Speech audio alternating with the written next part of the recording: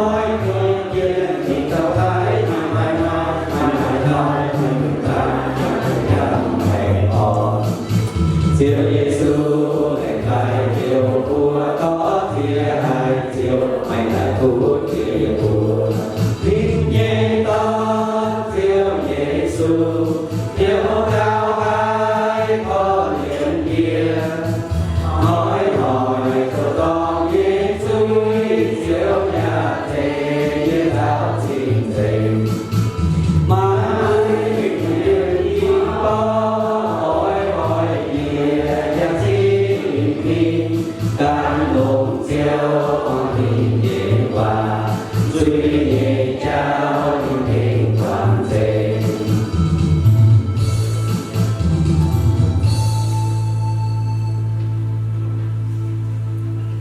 Yên như mẹ cùng chú chiếu là cùng mình như cùng Bồ Đà.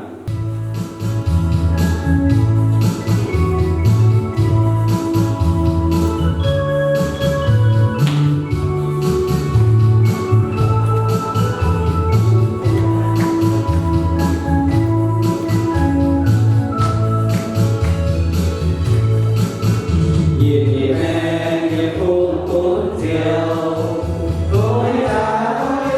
subscribe cho kênh Ghiền Mì Gõ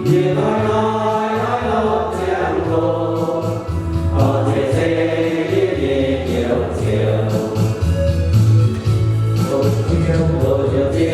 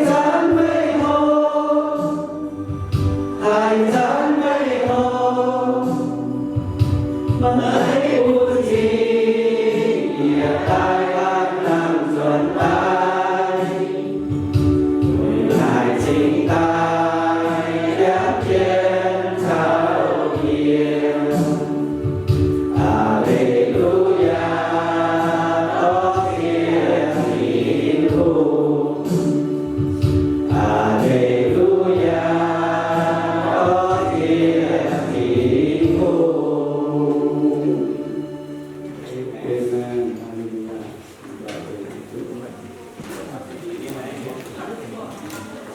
Phải học rồi, vậy thì cái luôn còn cái phương miền một hồi à, chỉ nóiตัวnó mà giàu không được tuổi có cuốn tuổi à, tuổi như là cái đó giá được à, cái đó nó có nhiều nó đâu không, chứ mà tổng tuổi có cũng phải à, chỉ nói là tổng tuổi có phải có cái, nên thì luônไปวันนี้เราหมอตัวที่เขาเก็บไว้ชุดต่อไปวันนี้เอาตรงอันนั้นตัวไหนที่ดูมันเก่าที่ดูวนกันเนี่ยตัวกันเขาที่ร้องออกไปที่ดูแรงที่มันยังจับเสียเสียวที่โรงงานไม่เสร็จตัวอยู่มันยังเสียวแต่เสียวที่ดูผ่านเสียวยังเสียวมันหมดยังเสียวแต่เสียวอย่าเสียวไว้อย่าหนแต่เสียวอีกหน่อยยังหน่อยโดยที่วันนั้นน้องเจ้าบอกอีกหางเงี้ยจับเสียแรงที่เชงไม่ต่อยวัวน้องเจ้าบอกcầu cho vua thì hắn nghe màn vua nghe xuống mà giờ tổ chiến từ tàu bè on thì đo thì vua giờ xuống phía non của vua nghe thì hắn nghe mà tiền chuẩn nó non theo bộ mà tiền sẽ bắt kèn xem mày phải vua giờ xuống hỏi tôm chó tôm chia vua xuống về thì đo thì vua giờ xuống mà giờ thì vua mà bè on nghe bỏ chứ vua nghe non theo bộ non sinh chia ta chê thay này rồi vua nghe thiếu làm gì à là gìไม่เคยเฉยปุ๊บคุณบัวดองหวนไม่ยันไม่พบไม่จริงยันหลงคุณบัวยันเทใหม่คุณบัวให้จ่ายไม่ยันหลงคุณบัวยันทำมันเองยันเทเดียวเทียนก็ไตดองเดียวเทียนอ่อยต่อเดือนอันจุปานสตรงไหนคุณบัวยันทำมันเองสามเตียในจริงสามเตียโอไม่เฉยปุ๊บเฉยคุณต่อแต่วันนี้ในจริงสามเตียเฉยไม่เด็กเที่ยวสุญญบัวอาเมน Cái đừng có quảng này nhớ cái cả được sao? Tất cả chúng ta theo cái theo Cái khác để nhớ rồi. tay mình theo thì nó tay Nhưng mà tòa mình qua tòa trước ra một coi nhiều ta thờ vương của tụi kinh người nói phải là taเป็นตามสุดท้ายมันจะมีที่เดือมีแฟนกับบุตรเอาคำวิจิตรthis morning people like to welcome เต้นด้าถึงป่าแล้วเล่าใต้แต่ช่วยตัวปลายว่าอันนี้นี่คือว่าโอ้ยมันป่าหวังเองเนี่ยมันจริง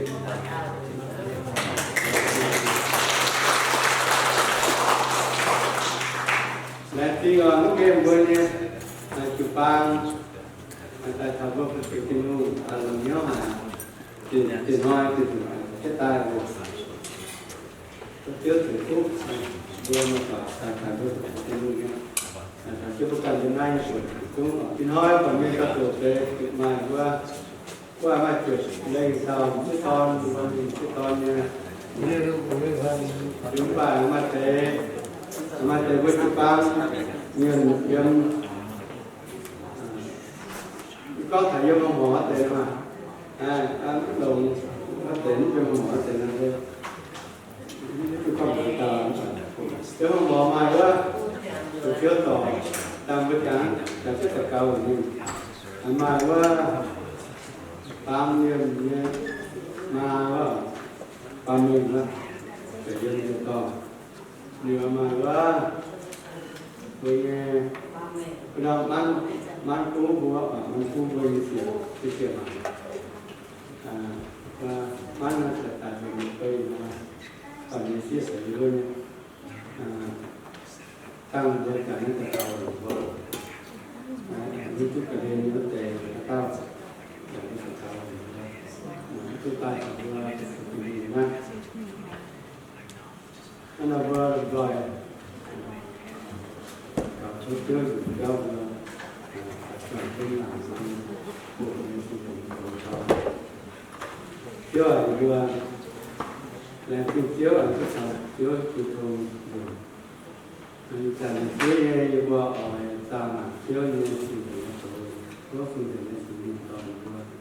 những môn thả chiếu là toàn bộ vì vậy thì cả chiếu ta thì bây giờ số hai nó phải đồ chiếu thì mình có chiếu thì mình sử dụng toàn vừa thì nó thả cao con chiếu à mình vừa nhớ cùng hành động vì vậy học tập tin tìm với nhau hạnh phúc cho tài lộ rốt trước thì luôn phải là hoa chúng tôi cùng bằng kinh là ó ta tại đây những cái để đồ chúng tôi hát thằng cao yêu chúng tôi chỉ đồ thế này hôm nay ấy nói cái sơ mua mà có trên cái luôn em nhớ này qua từ hát ra dương nào để vừa chuyển tin luôn ta sẽ vừa biển lúc bên vừa ta tổng nó ta liền là và bây giờ này bây giờ này tin luôn thì vừa giúp tôi mình ta làm vừa cứu ta dùng đoan mình phải quy định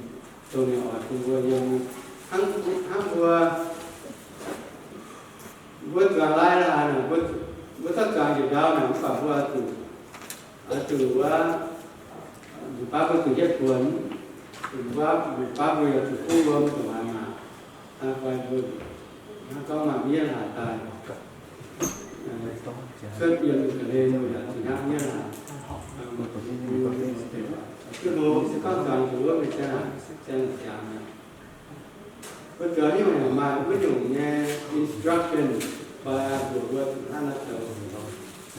tu le ni macam ham kerja dia ni kita. Bây giờ thì anh vẫn được chỉ là có biết những cái ở đại sơn đó nhưng mà trên một cháu là hai mươi mà bây giờ thì luôn nghe vua với cái này anh em sẽ từng với chủ tàu mà khám này vua từ hồ hiếu thảo con với cái này từ tháng nó yêu tổ chức ở từ yêu lắm và của mấy hồ thức đình ngay rồi quân qua ta mặc đi khăn như thế chứ có bằng cái việc chơi thì có tàu người nói người vua nó tiếp điều nhất sư kỳ chủ phải tiếp điều kỳ chủ nhất sư kiểu chiếu cho ở trường tháng có nó thở nên chuẩn dàn nhất muốn cho ở những cái thế nào vua nó tiếp nhất sư kiểu chiếu nó theo với tiếp liên thế với quỷ trên và với nhiều với lại nó thiếu yên tiền có người tài nó bằng kia người tài người kia mày quân mà làm tài giờ tiếp mày kiểu như được thiếu gì tố mày quảng như tố cái tay quỷ nhà nãy như giờ ở can mày của mày tố mày lủng như tỏi như nhàของngười cháu thì tôi vua nó có cái nhiều nữa vua chuẩn đô chứ gì chủ yếu của thế thì mình có vua chuẩn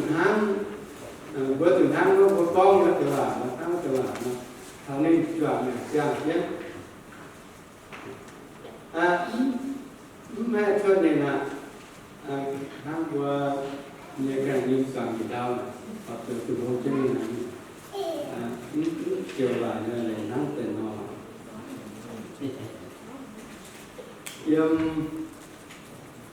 cái thể sâu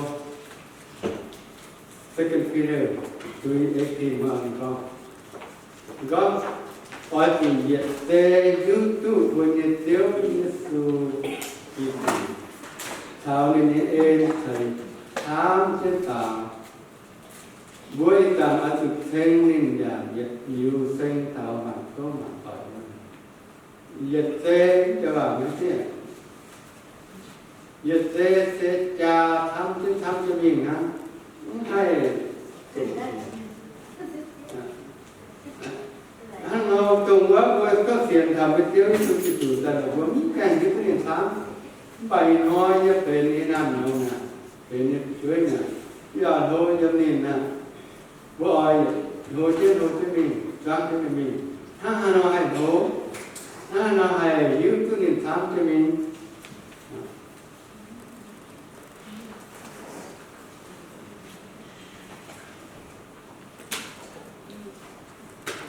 sẽ tụi nó mà kia nó S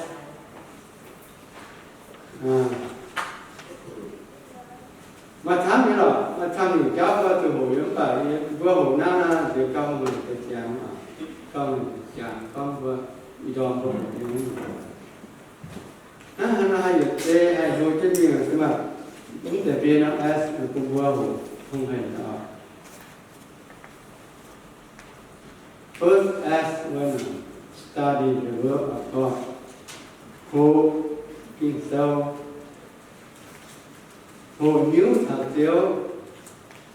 hồ nhất cha hồ ta một cái thầy kinh sâu na, nô nói câu được bất tử như cháu phải được bất tử ha nó quân vua hết câu làm chẳng ha nó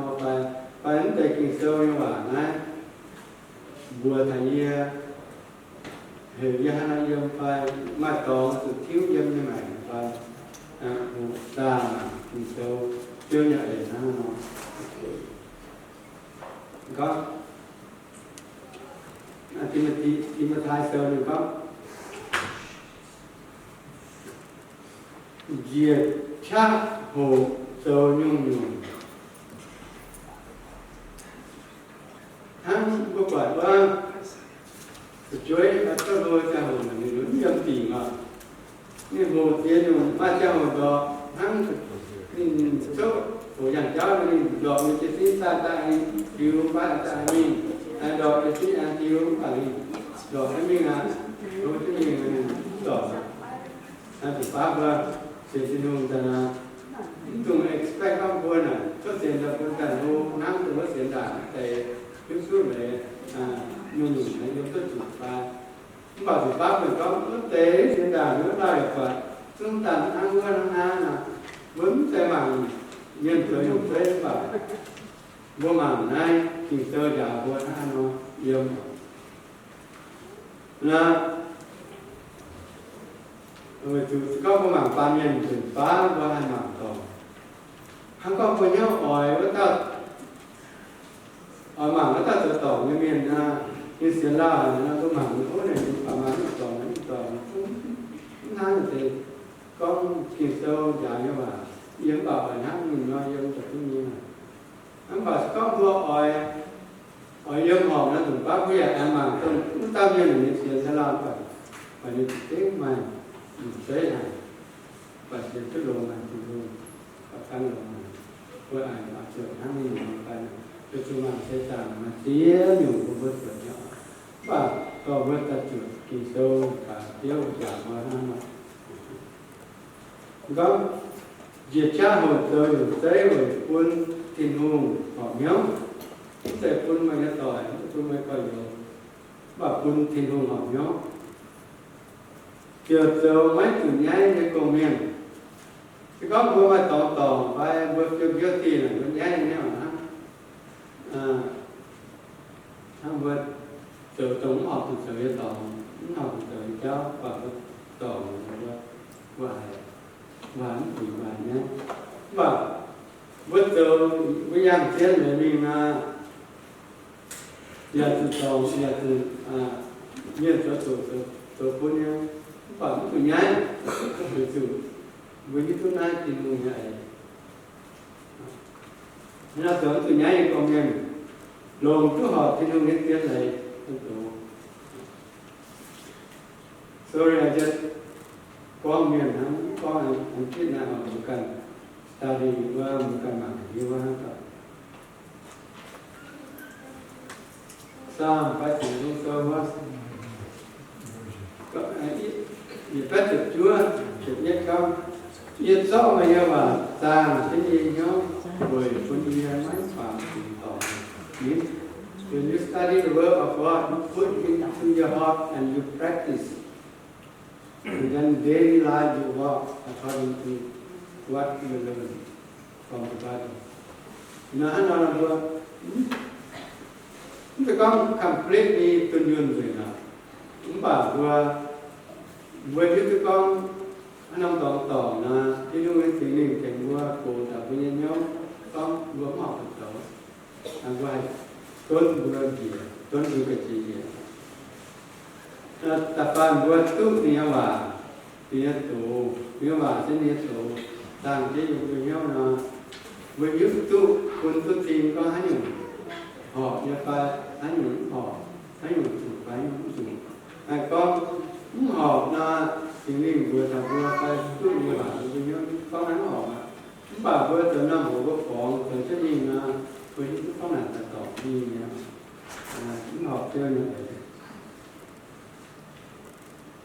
nên có ở chủ quay phán trên tràn là chủ nhìn chiếm mây hạt như vậy là màng tì mới đã chân bữa có bữa tuổi với cháu cái sơn thì có cá thì cháu giả rồi mới ta màng tì cái này là vẫn màng tiêu cái tiêu chủ cung là nhưng chẳng làm này nó vừa hai thảo và tiêu này chờ đầu cả tiêu mình họ vô màng tì này áo màng gấp thì sẽ có hình với tiêu mình pen xả mà cũng đạt thứ nhưng mà xài tiêu miền có vẫn cái mảng tì ngũ đảng nó tề mình mảng tì mất chúng ta to nó mà miền ta hiểu mày phải mày mảng miền phải mày gót mình chẳng tìm gì phải sửa gì ai càng ta tiêu với ta tiêu tề như ta đào người nào đưa mà to càng khổ vợ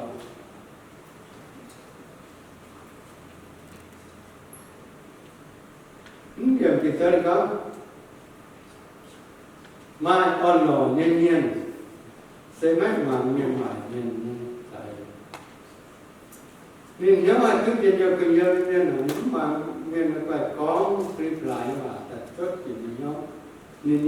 nhiều là càng cùng những chỗ nên mấy giang tùy miền nên tàu miền YouTube tùy miền giang hả thì cháu là tổ hả là mấy họ mà vốn căn trên người giang thì sao và mấy thảo mất thì luôn nhân cả cháu là tàu tuấn nó sẽ nín tờ tàu nó không mãi thế nhưng mà biết là một chú nó đi tờ nhá các tàu tuấn nhá hãy theo này tiêu gì phải phán nên như này nên trên hát tiêu tiền thường vượt đổ thêm tiêu trang hộp xuất phiếu non và mấy gai giống như tờ như nhung chút rồi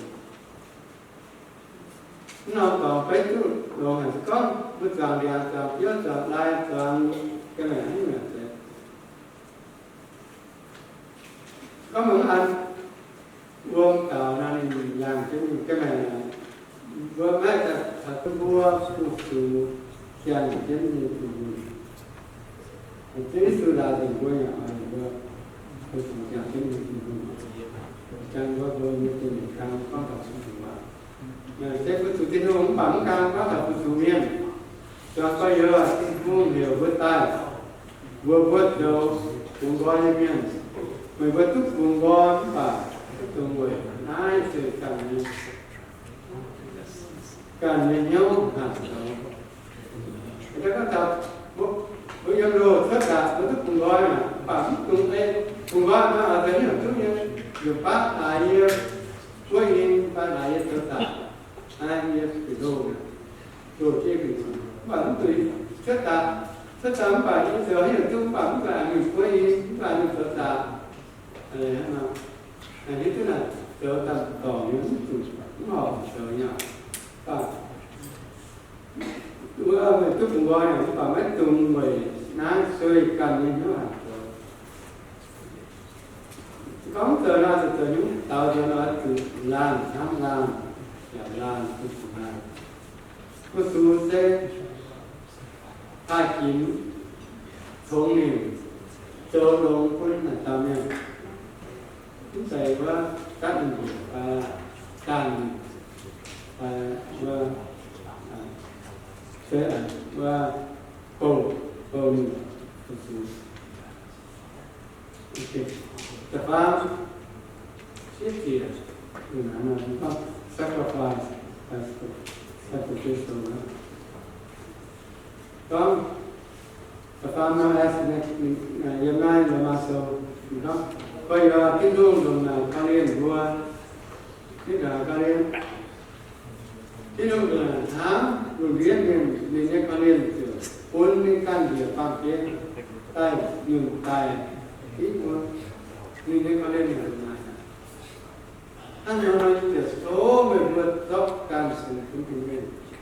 hắn chỉ cái này chỉ cái đó đây con thật sự là con trai và thằng cút phải có mình thì nhưng tạiว่าnhững đây là sự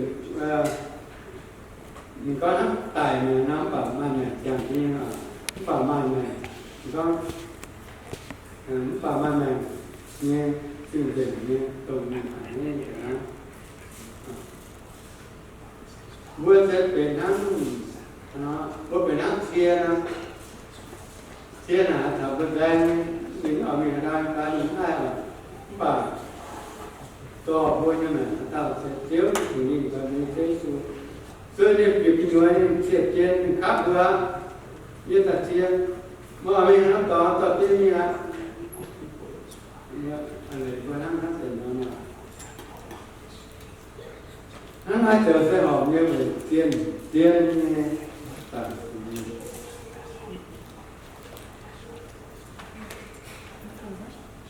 nên các tập ba miền tờ sĩ máy học tình huống máy tướng sửa thì với những đó nên với cái cả tình huống những tình huống vừa với nhau chúng ta thấy mình học sửa phải học sửa những phần sửa trong quán học nó sẽ là đúng trung sửa như nó ba chục quân tình huống gói để mày với nhau thảo hám như cháu chú xem mình sẽ tháng nào mình xua hai yếu tố tình huống như vậy hãy dùng cái đồ như nhưng mà đấy thì mình biết như tổ an luôn tập về qua từ phóng thảo từ với chú ta vốn hai tình chết và ta lộn vô nhưng mà một chút chỉ dùng nghe nám chút chỉ dùng lên chút nghe con lên bia qua từ qua ta vốn hai nhiều cái công can tôi tụi mình có ở đây như chúng ta ăn vừa mình hát đi đố và hát rất đố và giáo tôi nói chồng và tôi không giáo nhà tôi chú về những đồ như là mình biết hỏi muốn hai cái là sẽ gì những con của mình thật chính với mình là những toàn những tiêu đô ở tất cả quốc cả tiền thì hắn có hắn còn mà số mà có tôi cũng biết rồi vì là muốn hai siêu liều trên một số càng nhưng mà mình với những phần đó như vừa mạnh nhớ hiện thăng chia trên những sâu rất tàu có nó tìm có người thì yết hiện cả có yết hiện thì sẽ có rất tình người cháu có rất tình người trở đi có rất tiền chiếu mà làm nắng quân thảo chống mà làm nắng nhiều quân đừng có thảo có mặt của chú tôi chọn chiếu như dạng nào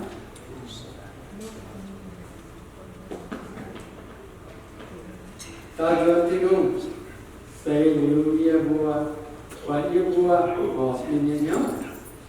tiểu chiêu phúc hiền của ia vua tiểu tôn phúc hiền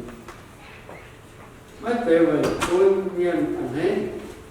ia vua ở sâu vậy quân sinh không ảnh hết tôn xây ia vua như nhau tạo có xây được cao nhưng mà tạo mới dân bắt được vùng ta phải cố gắng tổng phải cho mình quên mua tổng ba giờ và cũng sáng xỉn về mất tiền cảm ơn mất con mình luôn để em cháu quân mình luôn con xỉn thì luôn ngay để làm lắm thì qua thu năm phun mình bắt ba mình quan mình con mình luôn cái năm ta vợ con đến nay mình ma tám lại chỉ năm mấy tuổi mình nào tạo ra hành trình vậy rồi phá hại năm ta idea tiền mình cũng phải nói mình phải thì tổ chức Asia thì giờ mình chúng tổ chức mình phải mình phải quá bạn giờ mà tạo khó mình rồi thằng mình nhà mình phải coi như cháu là phải ngon phải quay nhau vào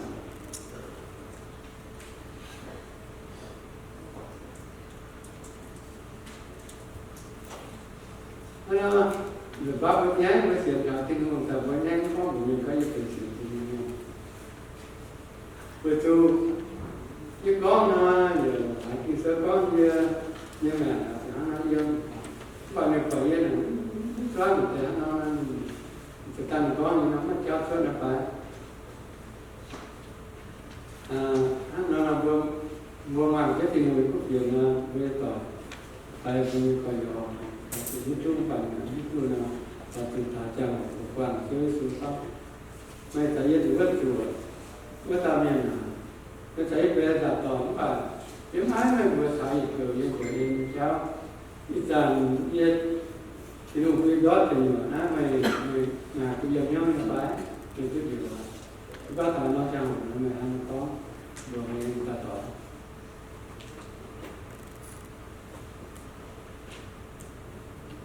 nên là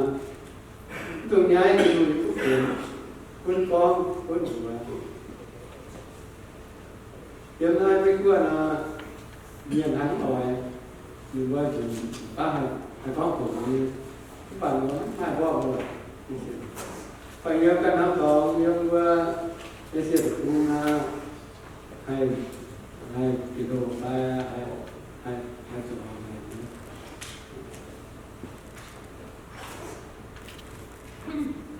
cái nói có với cả các bộ phận nó tại vì nó là study the work of God the Lord because more and more by being chẳng những cái sự chưa cái này có sẽ là sự thiếu một hồi yếu thì là có sự chưa có sự chẳng có gì những phải phát được mà nó sự thắng nó siết chỉ tiết diện để giải quyết cái nào là chỉ là tiết thôi là ăn nó là có thảo rồi kinh thảo thảo tự nhiên thảo chơi thì tham dự trong cái chơi lại luôn cả cái người của nay thì lại là rất xin nào chơi lại thấy trò chuyện này luôn luôn xin dành cái chỗ thành như này thì nói khi qua hội thảo có những cái chuyện khẳng định tình hình nhiều khi qua chủ hát hà nội nhiều này hát nói hay thôi chứ nhiều sau một cái tình hình rồi mình thiếu về cả khỏi những tình hình nhiều là mà khám hại khi qua hội thảo không phải là dự trữ tại lục về nát S như rằngเป็นปีครั้งประเยศมีตัวหูตัวคอนสแตนหูที่ทำมันเป็นใหญ่กว่าอย่างสูงเสื้ออัตภาพมีตัวหูเสียเกียรติสักภาพก็เป็นตัวของทำเจอเองคุณตาแล้วก็เชื่อถือคุณว่าไอ้พี่น้องมันจะอย่างไรจะตายแบบนี้cái gì cũng được cái gì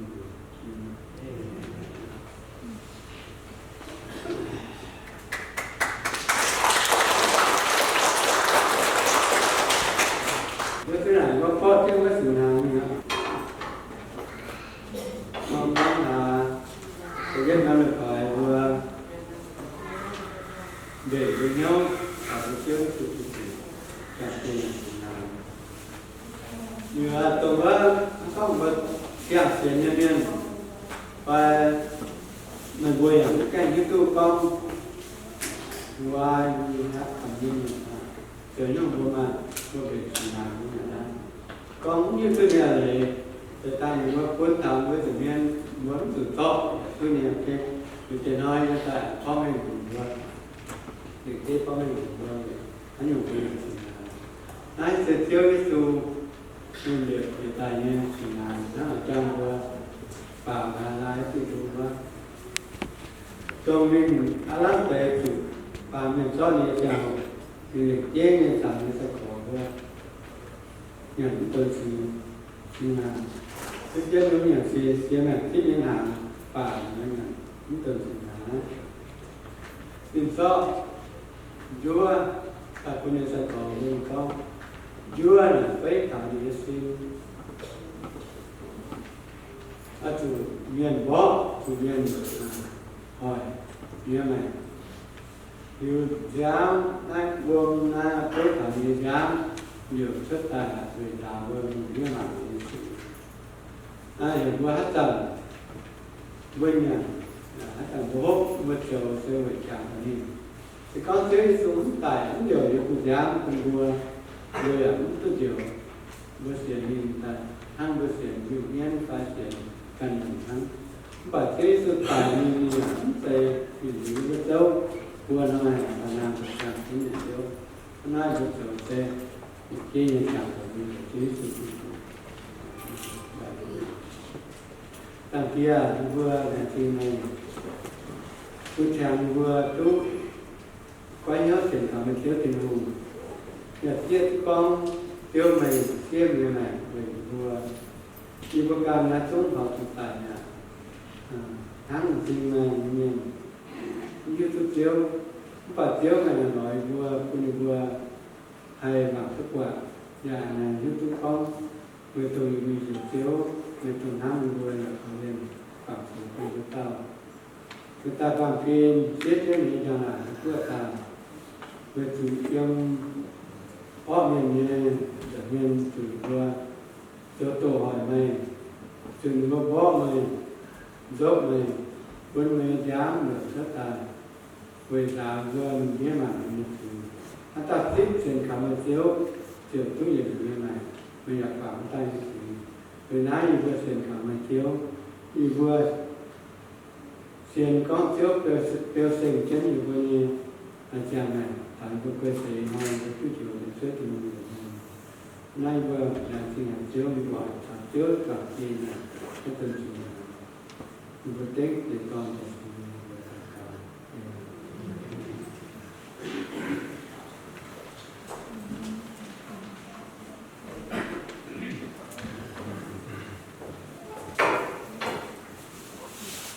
cái người mà gọi với chú gọi là vừa mẹ tính nhất hàng một phần được chuyển được hiện tại nó có tài như là nó cái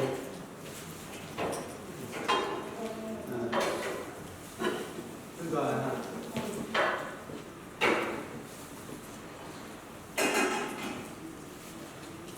ok tụi mẹ ta vừa When I say I am very we are saying now, we go to the number 2 side, we go get, and we go.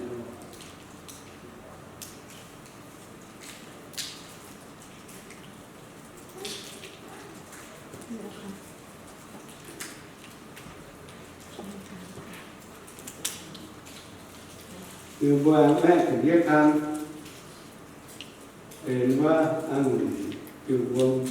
nó là ăn vườn nó có hộp nó phải khi nó phải thật được suy ra được thành được rồi cái nó tức gần nó hộp ta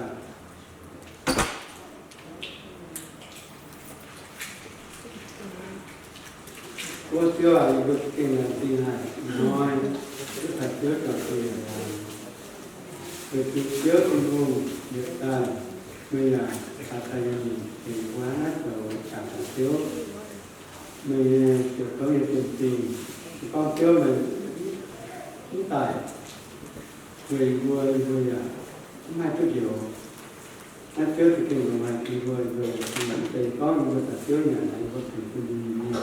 và nhiều người mất đi của mặt thì nó chịu cả thì người thực phẩm thiếu thì xin thiếu nhiều dám chuột vừa vừa chúng chút để cùng coi trước thì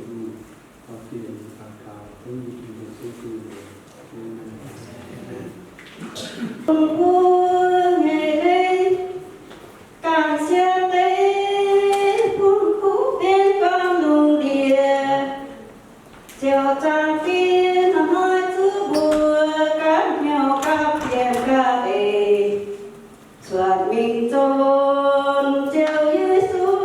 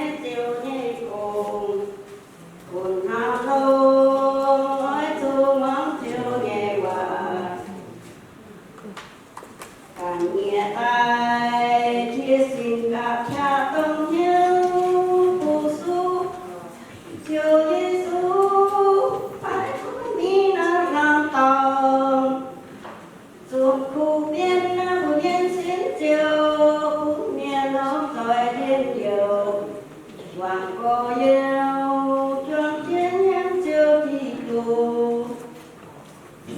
mai miền sáng sáng với mắt ai thì ai phục tiên mai miền sáng gió nhân xa tan của địa của tây nhiên nắng mai chứa bùa có treo mánh để khu viện hình trang miền cùng gói cái chi chàng mình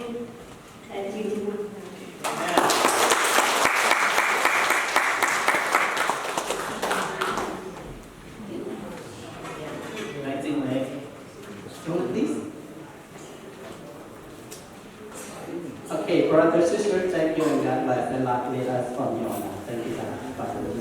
in heaven. Thank you. Okay, now for lãnh sinh vừa kinh doanh không đi đóng như khu viện quân vua ở vừa chàng tôi thì có thể kia nhung sẽ nhung Study. đi cho xem của tao giờ rồi sẽ đi ra con lại cái món xe mình có kia nhung đó. Okay, vừa có nhiều vào để kia nhung sẽ còn nhung. Okay, so how about the English speaking one, right? What are the four things that Pastor David mentioned this morning? Study. Serve, sacrifice. The 3S, 4S. Serve, sacrifice, what's that? Share. Share. And study. Okay, study now. Yeah, study now. What you know? Study, serve, sacrifice, and speak. And speak, okay? Lãnh sinh khi nó ngỏ. Vô số là khu tụi hai con bảo chiều nào. Amen. Okay, hai năm có lãnh sinh khi nó ngỏ như tụi vua tam bảo nó là quả này mà như coi lùi đi đi ngỏ. Chẳng chế độ không thể sẽ chết thành những vua. Và dù vua chẳng thảo có vua xiên chi không như nhiên là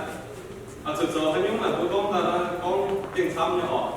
Những bảo kinh doanh con ta có mình muốn thấy vua sẽ chỉ con thảo kia dùng nó vua chẳng chết. Ok. Này những bảo sẽ lãnh sinh cho xem là con thảo này. Ý cả những bảo chẳng chết thảo vua kinh doanh như hòa con thảo vua xiên chi không như nhiên. Ở với chúng ta cũng không biết đây cha mắm thấy cũng nhiều những số dân tú xin gọi đâu sao thế nhỉ? Lần này cha con thảo con xây con mê về đi nhiên, ok? Năm mê ở chủ hấp giống như như cha chả cũng nhiều những số như hòa con xây con mê về đi nhiên. Năm mê chủ trên hòa thì các hiểu vô sự cũng cần humble cũng cần ở ra cũng cần ái nhầm cần số phải nếu có về như thế nó là tôi thì đó một chút xíu thầm để cái những ở nó có một bên trước như thế nó có sự tại vì là có sự study bằng như hòa tại vì có sự do nhớ serve ở có sự serve là chuyện sacrifice của tôi là chuyện con những cái việc nó có sự mình speak ở so hắn là nó vừa chẳng chân để cái những bộ ông cái những hắn thì nó chết của anh này với xuống mà cả tao có sự đó rồi nó vừa chẳng chân để cái số như hòa thành chút vừa giờ hoa chị hoa anh hai hồ hết chút thảo ở những thứ những cái vừa ok hắn là nó vừa giờ số chỉ xin mà ở rồi có nó vừa số chỉ xin là vừa tất cả con mình sẽ hồ tất cả con chứ bây giờ anh vừa giờ xuống sẽ có nhiều hành yếm tu để hắn phải như vậy. Còn tham vua có một cái hành yếm chứ là yếm tu là yếm xả chỉ vui xuống vua tay cũng có salam cả một cái bang cháu. Ok là vua ta cao. Ô trình vua chiếu sinh hùng vua hồng chiếu. Lãnh sinh hàng người chiếu nhẹ hám có liên thảo như vui xuống suy nghĩ. Yên hắn bằng kê không suy hỏi hả? Bà chiếu vua chiếu thảo có mấy vua hỏi yếm họ mà chiếu dần nhiên. Đây nhất những bộ ảnh hồ mà chứa như hòa hồ ta cũng như tôi tay gồm như cái gì thiếu tôi tay tốt như bộ anh hay thiếu như như này tại dân họ mà chứa như thế hắn là chơi một lần sinh hàng người chứa rồi để cũng như hòa Quân như quân tôi ta lồng nhưng như quân như như quân này xin không phải chưa giờ đi háo nhẹ quân mà chưa nhẹ háo thì không liên thoại như mới giờ không quăng như quân angel như quân tút tai dân hay rằng dân phải chơi rất nhiều same time này hắn lại chơi quân này xin thằng người thiếu quân mà chơi đi xin linh to như quân đó rồi nhung nhiệt xuống dân họ mà chơi rất nhiều quân chơi như quân tút giang làm như quân giờ lại xin thằng người thiếu thì chẳng như vậy con non xe hồ giờ anh coi người thốt một chiếu cần thành chính như quân tàu thành chát thành thông minh như quân có như xuống thằng làm như xuống họp nhưng mà chưa rất nhiều giờ anh hàng hồ giảm nhưng mà chưa rất nhiều như quân làm gì thì chẳng như quân tàu con non xe hồ thốt chưa xin xin linh cầu cho tàu phải on như xuống việc xuất mình tài xuất mình xin linh sản một đồng như này như quân làm gì thì quân tàu con non xe hồ thank you for listening. Amen.